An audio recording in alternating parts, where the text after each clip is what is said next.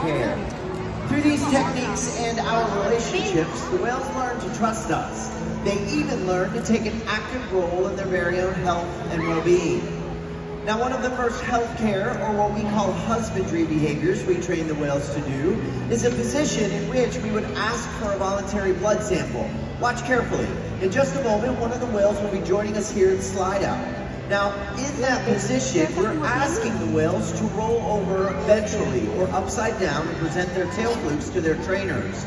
Not only does this position give us a great look at the whale's entire body, but as you'll see in just a moment, it also gives us access to the blood vessels that are easily seen on the white undersides of their tail flukes. There's the position, and there are those beautiful, big killer whale tail flukes. Now, our veterinarians will collect a blood sample at least once a month, and the whales are trained to remain calm and relaxed throughout the procedure. Now, if you watch us as trainers, we're always rubbing down the whales, sometimes on their backs, sometimes on their bellies, sometimes even on those giant tail flukes. The whales have very sensitive skin, and this is just one way that we can reward them for remaining calm throughout procedures like this. And as you can imagine, it's also a really cool way for us to strengthen our relationships with the whales.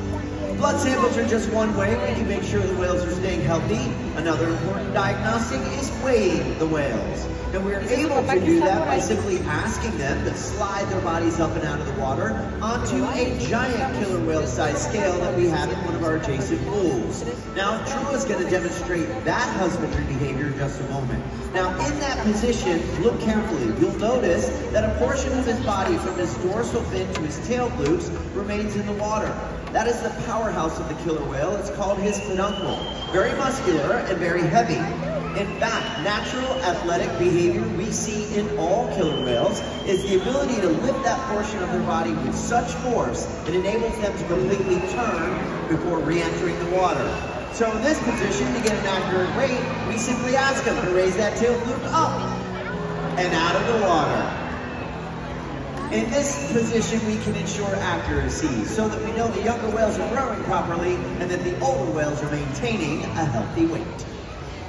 I can see his eyes. And the care isn't just physical. Mental stimulation and play are vital, and we surprise and engage with our whales at every opportunity. Play is how killer whales teach their young to hunt, and for the adults, play is important too. It seems that they just enjoy having fun. Making time for play is an important part of life for killer whales, and for us. Did you guys know that killer whales love to play? They actually learn a lot by playing, and they also learn through things called mimicry and observational learning. From a very young age, killer whales learn important life skills by playing games like Follow the Leader with their mothers and other whales. And we are going to put that to the test today with Mikhail and everybody on this side of the stadium. All right, school groups, let's hear it. Are you ready to have some fun? Sound of that. You guys hang tight. We'll be over there in a minute. This side, if you would like to participate, stay right where you are. Just stand up. We are going to play killer whale follow the leader. You guys are going to be the leader. We're going to ask Mikhail to follow your movements. When I say go, not before. When I say go, you're going to put two hands in the air and wave. All right, Mikhail's watching. Ready, team? Go! Hands in the air. Big wave. He's got it!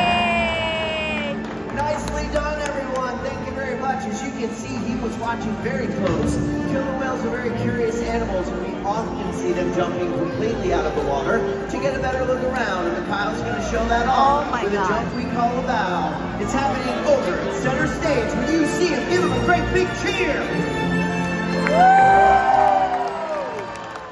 All right, I told you guys I was coming this way next. On your feet, everybody. We're going to do an even bigger jump. Something called a breach. Signal looks like this.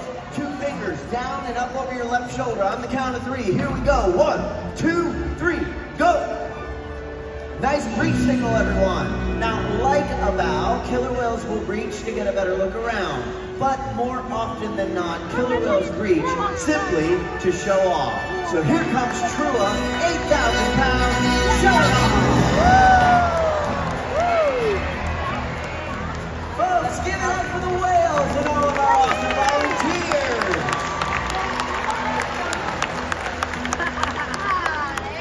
As you can see, killer whales are amazing. amazing athletes, and they can eat several hundred pounds of food every day. Wow. In the wild, killer whale diets vary depending on where they live and time of year. Unfortunately, overfishing, pollution, and other factors are having a serious impact on some killer whale populations.